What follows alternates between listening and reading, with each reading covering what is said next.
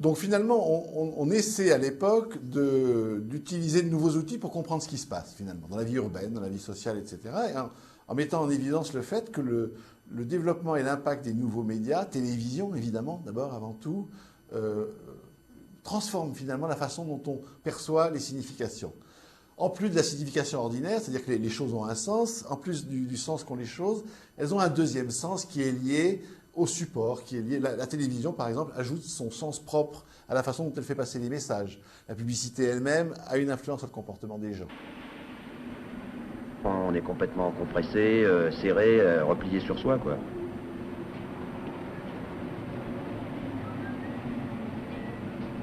On est physiquement coincé dans une certaine situation à laquelle on ne peut pas échapper.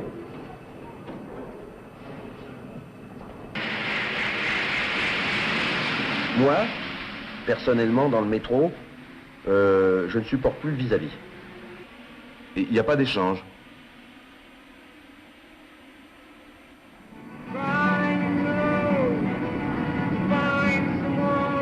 C'est vrai que j'aime bien les entendre, mais j'aime pas les voir.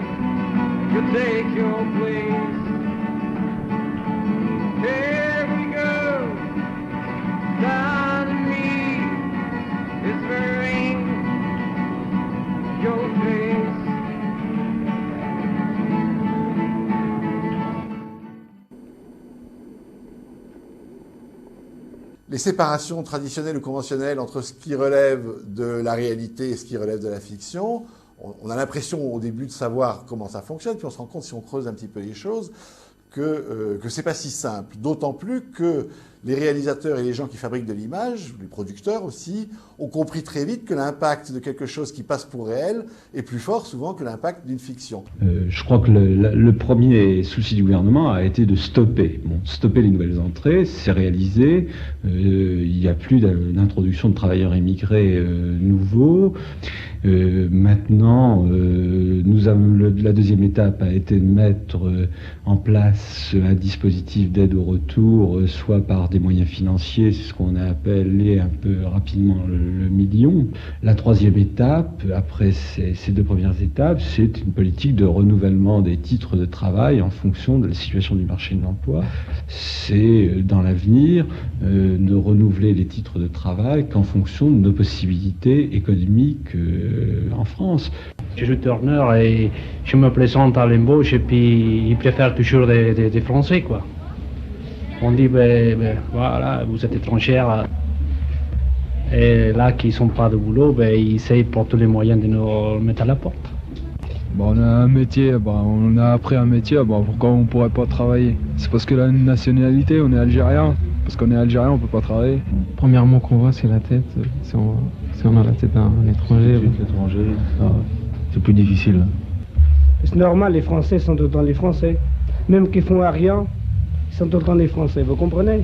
Les étrangers, si on va demander de travail n'importe quel coin, dit que vous êtes étrangers, il faut qu'on voit votre pays.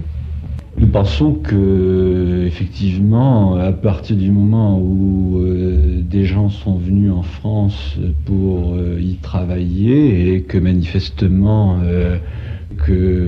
il y a fort peu de chances qu'ils puissent se reclasser, retrouver un autre emploi, on peut se poser effectivement le problème de leur présence en France et de savoir si nous devons continuer à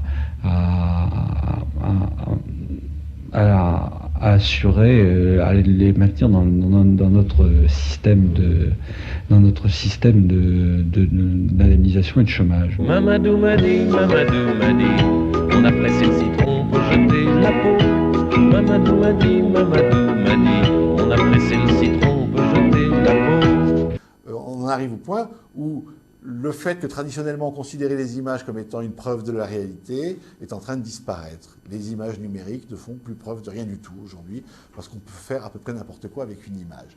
Mais avant que le grand public en fasse son usage de cette nouvelle vérité, il va falloir un certain temps, parce qu'on a vécu pendant un siècle sur l'idée que l'image photographique et l'image de télévision, l'image de cinéma, était une image qui disait la vérité.